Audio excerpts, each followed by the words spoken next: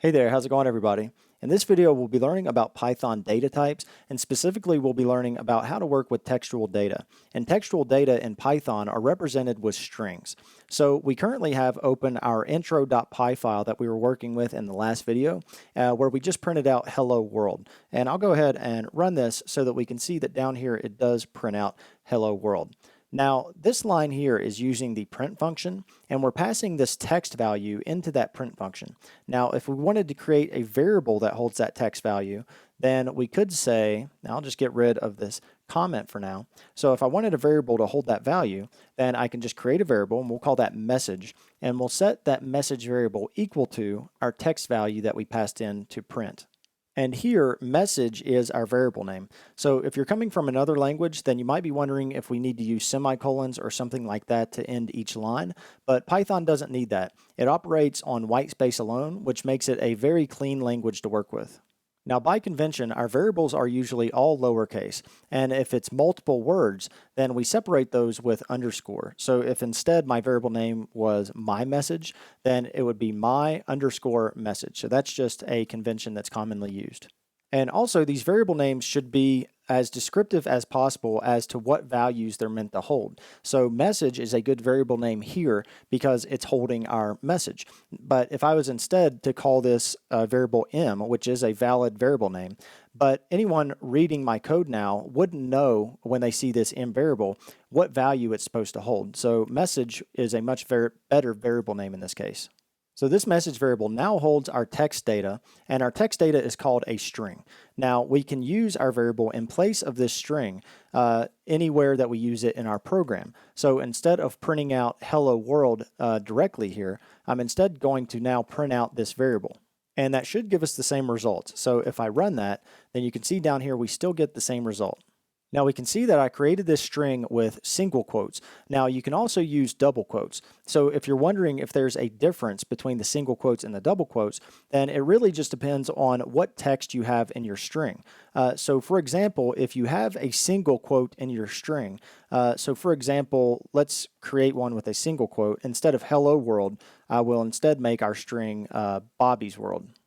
Now see, the problem here is that Python sees this single quote within our text as being the end of the string, and it's not going to know what to do with what comes after that single quote here, because it thinks that's where the string is closing. So if you run this now, then you'll get an error. Now there's a couple of different ways to handle this. We could escape this single quote with a backslash. So if I escape that single quote and now run this, now Python knows that this single quote doesn't close out the string and that instead this one should. Now another way to handle that is to instead, so I'll take away that escape character. Now another way to handle that is to instead just use double quotes on the outside of our string, any string that contains single quotes. So if we know that our string contains a single quote, then we can instead use double quotes on the outside, and then it'll know that that single quote isn't the end of the string. So now if we run this, then we can see that it still works fine. But that doesn't necessarily mean that double quotes are better, because it goes both ways. If your string contains double quotes in the message, then I would use single quotes on the outside. Now, if we needed to create a multi-line string, then one way we can do this is by using 3 quotes at the beginning and end of our string. And these can also be single or double quotes as well. So let's go ahead and look at an example. So I'll add 3 quotes to the beginning and end of our string here. And now I'll just add some text to span some multiple lines here. So I'll just say was a good, and then hit enter to go to a new line, and say cartoon in the 1990s. So now if we run that, then we can see that it printed out our string correctly over multiple lines. Okay, so let's go back to our simple hello world example. So I'm just going to take all of that and replace it with our previous hello world example. And now let's go ahead and just run that really quick. So we're back to our starting point. So we can think of our string as a string of individual characters, and we can access these individual characters also. So first, let's see how we can find how many characters are in our string. So to do this, we can use the len function, which stands for length. So whenever I print out here, if I was, instead of printing my message, if I was to print out this length function and pass in message and then run this, Now we're no longer printing out our message, we're printing out the length of our message. And we can see that it says that the length of our string is 11. And if we counted these up, 1, 2, 3, 4, 5, 6, 7, 8, 9, 10, 11, then we can see that that's correct. And we can access our string's characters individually. So to do this, we can use the square brackets after our string and pass in the location of the character that we want. So I'll say print message and then square brackets. Now the location is called an index and it starts out at 0. So to access the first character of our string, we can say print the message and then access this index of 0. So if we print that, then we can see that we got the capital H. Now, since the length of our string is 11, that means that with the first character starting out at 0, our last character would be at index 10. So it's our total length minus 1.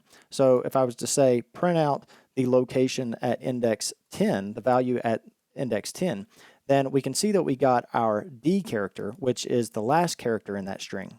Now, if you accidentally try to access an index that doesn't exist, then you'll get an index error. So if we were to say access the index of 11, then we can see that that threw an index error. Now, we can also access a range of characters. So if I just wanted to get the word hello from our string, then we could say that we want 0 and then this :5, and we'll explain this. So the first index here is our starting point. And the second index, which is separated by this colon, is the stopping point. Now, one thing a little confusing about this is that the first index is inclusive, which means it's going to include that value, but the second index is not. Now, there's good reasons for this, but it's still easy to forget. So basically what we're saying is I want all the characters between the beginning and up to but not including the 5th index. And it'll be more clear if we just go ahead and run this. So we can see that it prints out hello. So it printed out our message from the 0 index here all the way up to but not including the 5th index here. So we got hello.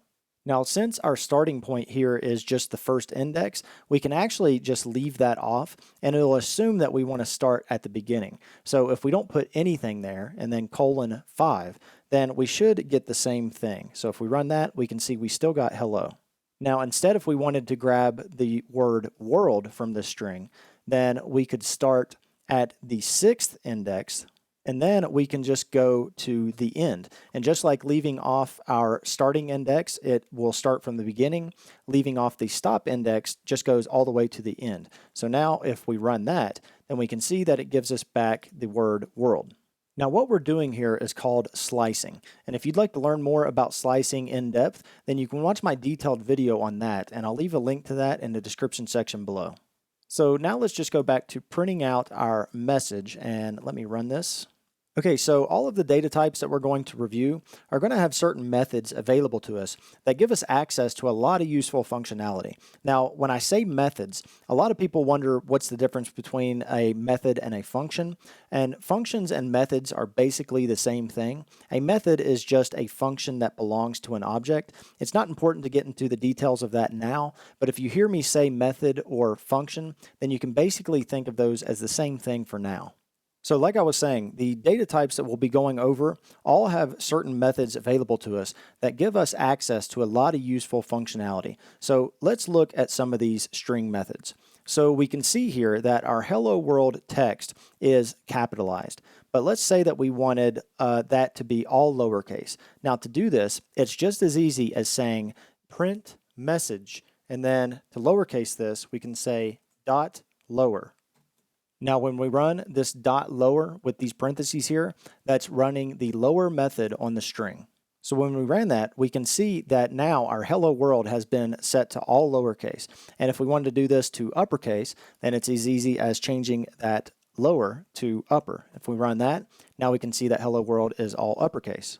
So now let's say that we want to count a certain number of characters in our string. And to do that, we can use the count method. And the count method actually takes a string as an argument. So we can say message.count, and now we have to pass in an argument. And it has to know what we want to count in our message. So for now, we'll just say count hello. And if we run that, we can see that it returns that the string hello appears in our message one time. But if we instead just passed in a single character as our argument, so I'll pass in an L, if I run that, you can see that we get a 3 because there are 3 L's in our message variable. So if we instead want to find the index of where certain characters can be found, then we can use the find method. So I could come up here, instead of saying .count, I can say .find. And now this takes an argument as well. It's what we want to find. So let me type in world here and run this. And we can see when we run this that it returns a 6. And that's because world starts at the 6th index of our message variable. Now, if we try to find a string of characters that doesn't exist, then it will just return -1. So if instead of world, I typed in universe and ran that, you can see it returns a -1 because it can't find that anywhere in our message variable. Okay, so now let's say that we want to replace some characters in our string with some other characters, and we can do this with the replace method. Now, first, I'm going to change this back to printing out our regular message, so I'll just delete these. Now let's try to use our replace method right below where we first set our message variable. And this method takes 2 arguments. First, it takes what we want to replace. So first, let me just say message.replace. So first, it takes what we want to replace. So let's say that we want to replace world. And now the second argument, which is separated by a comma, is what we want to replace world with. So we'll replace world with universe. So now if we run this, then this might be a little unexpected. We can see that it's still printing out hello world. Now the reason our replacement didn't work is because it's not making that replacement in place. It's actually returning a new string with those values replaced. And we'll learn more about return statements when we learn about functions. But basically, we need to set a new variable here to get that returned string with those replacements. So I could say something like new message is equal to that original method with this replacement. So now if we set that new variable and instead print that new message and run that, then you can see that now it replaced world with universe. And if you really wanted to make the replacement to the message variable, then instead of making a new message variable, then we can just set this same message variable again. So now we're setting the same message variable equal to that replacement and then printing it out. So if I run that, then we can see that now the message variable had world replaced with universe. And this may look a little strange to set a variable to an altered version of itself, but it's very common and you'll be using that a lot. Okay, so now let's get rid of this replace line here. And now let's look at how we can add multiple strings and concatenate them together. So instead of saying hello world, I'm instead just going to set this equal to hello. And instead of calling this message, I'm going to set this equal to greeting. And just below greeting, I'm going to create a variable called name. And I'm going to set that equal to, we'll just say Michael. And now lastly, let's create a message here. And we want this message to combine our greeting with our name. We want it to say, hello, Michael. And one way to do this is to use the plus sign operator. So we could try this by saying greeting plus name. Now, if we run this, then we can see that it's not exactly what we wanted. It combined them together, but it doesn't have a space there. So when you're concatenating strings together, it's easy to make mistakes like this. So what we want to do is add a string between them that spaces them out. So we can add a string between these just by putting in a string literal here. And I'm also going to put in a comma and a space to separate those. And now we also need another plus sign so that we're adding the name after that string. So now we're saying that we want this greeting, which is hello, plus this comma and space, plus the name. So if I run this, then we can see that it concatenated those strings together how we wanted. Now, sometimes using the plus sign isn't the best way to go. If we wanted to create a longer, more complicated string while using our variables, then adding them all together like this might get hard to keep track of. So let's say that we wanted to add to the end of our message just by closing off a sentence and saying welcome. So to do that, after our name variable, we could add another string that is a period to close off that sentence, a space, and then welcome with an exclamation point. So let's go ahead and run that. Now we can see that it printed out the string how we wanted it to look, but it's starting to get a little complicated on this line here to keep track of all of our plus signs and spaces within our message. Instead, with strings like this, it's usually better to use a formatted string. This allows us to write the sentence as it will appear and put placeholders in place of our variables. So let's go ahead and see what this would look like. So to instead use a formatted string, we can say message is equal to, and we're just going to write it exactly how it appears, except everywhere where we want to replace with a variable, we're going to put in a placeholder, and those placeholders are going to be these curly brackets. So we want a placeholder for the greeting, and then a comma, a space, then a placeholder for the name, then a period, and then we'll type out welcome and an exclamation point.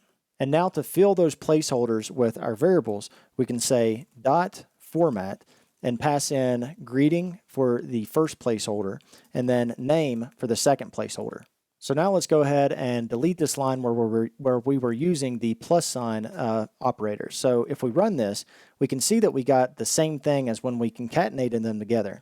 But with longer, more complicated strings, this is actually a little bit easier to read. It might look a little confusing now since we're just seeing these placeholders for the first time, but after you get used to this, you will realize that this is easier than keeping track of all those concatenations.